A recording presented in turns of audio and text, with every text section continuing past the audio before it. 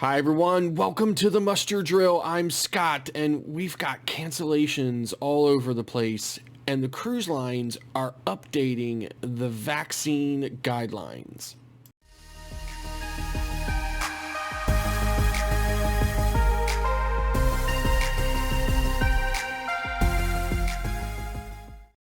Hi everyone, welcome back. So I think everyone would agree that the cruise restart was better than most people had expected. I know a lot of people thought that there was going to be way more bumps, and it really did go very smoothly, and to the point where the cruise lines were starting to announce in the fall that more cruise ships were going to be sailing again. And I think by the end of the fall, they were even announcing when their entire fleet would be back to sailing. Even with the announcement of the Delta variant, I believe things still went pretty smooth. There were a lot of predictions that 2022 would be even better. I think even when Omicron was first announced, and they were fairly certain at the beginning of this Omicron wave that although Omicron was more contagious, that the symptoms were less severe and they were milder and there was less risk of people dying or getting, seriously ill. And the cruise community has always been divided on this. Even before the restart occurred, there was definitely plenty of voices on both sides of this argument is about cruising during a pandemic and masks and vaccines and so forth. So now, I know that I've said this a lot of times, that I don't think that passengers are following the guidelines and that the cruise lines are not doing enough to enforce it. And all I'm going to say is I realize that, again, there's two sides of that. Some people agree with me, some people don't. But I'm going to throw this image up from a recent cruise on the Oasis of the Seas. And then I'm just going to ask everyone, look at this image and then tell me that masks, social distancing, and any other health and safety protocol that the cruise lines keep talking about is being followed or enforced or is in place or anything. Because I don't know how you could have pictures like this and say that the cruise lines are doing this really great job at minimizing and mitigating risks while on board. I mean, and that's all I'm going to say about that. I'm not going to say another thing. So, okay, so moving on, the headlines are full of all of these notices that this cruise and that cruise, all these cruises are going to be canceled. And I'm going to throw that up on the screen here, and you're going to be able to see just kind of like a collage of all of these headlines where, sailings are being canceled. And the majority of these canceled sailings are because of COVID.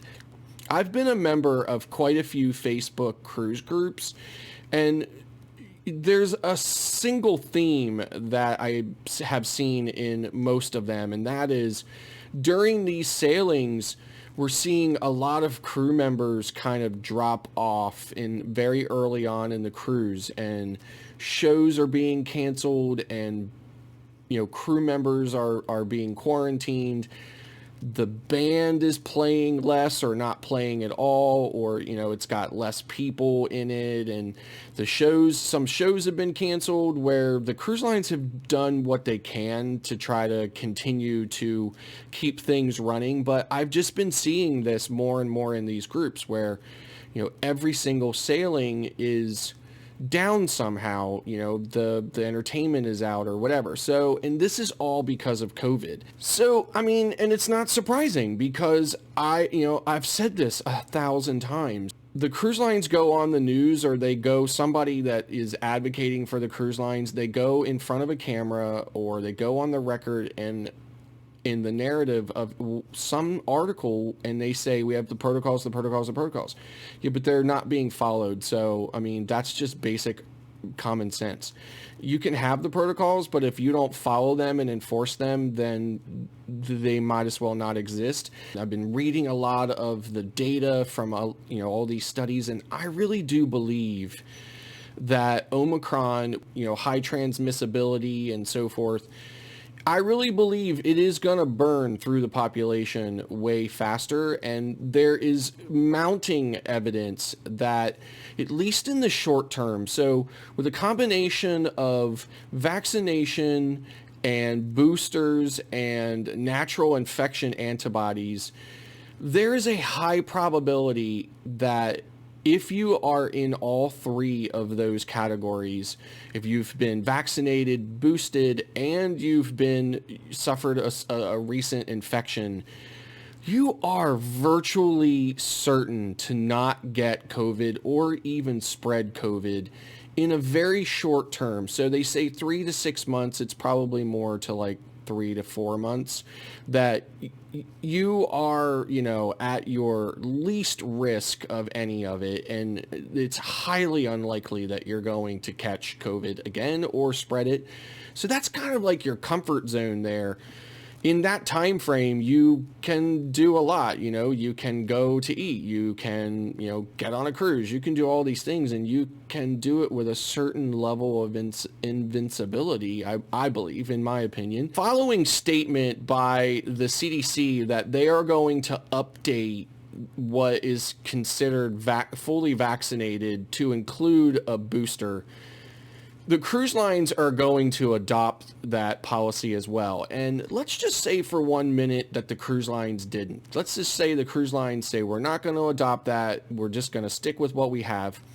You can be certain that a lot of these island nations that the cruises are going to, especially the Bahamas, they're going to do it. Just like they did with the whole vaccine thing that kind of made the whole Florida anti-vaccine passport thing, meaningless, because these islands are going to say, hey, listen, again, we don't want people coming here who aren't boosted because they're more likely to carry the virus if they're not boosted, and we don't want them coming here. And the cruise lines are going to be like, okay, well, you can't get on the cruise ship unless you're boosted, because the island we're going to is going to require you to be boosted, and we are going to have to provide them the proof, or at least our word, that we verified proof from you before you got on the ship that you were boosted.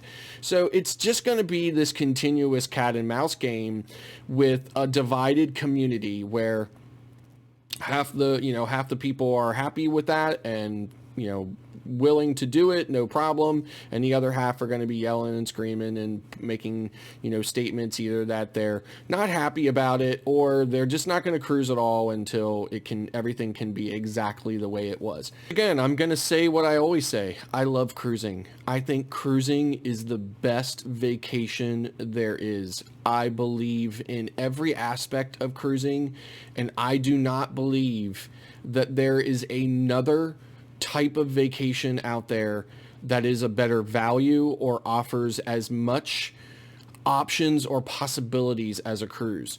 And like so many of you, I am tired of seeing this continuous doom and gloom theme of, in the cruise lines that's all centered around COVID. I'm tired of seeing canceled cruises. I'm tired of it all. I want to get back to cruising as much as anyone else. I've been lucky and fortunate to be on quite a few cruises in a very short period of time, and I've enjoyed all of them, and I can't wait for the next ones coming down the road. And I really can't wait to start producing videos that have a more positive theme. So I think that's going to do it for today's video. Thank you very much for tuning in. And if you like this video, don't forget to click that like button. And then don't forget to click the subscribe button. It won't cost you anything. You click it once and you're done, and it'll really help us out a lot. Thank you to all who have subscribed to our channel. We truly appreciate your support. And then don't forget to click the notification bell so that you know every time we upload a new video. Thanks again for watching, and we'll see you next time.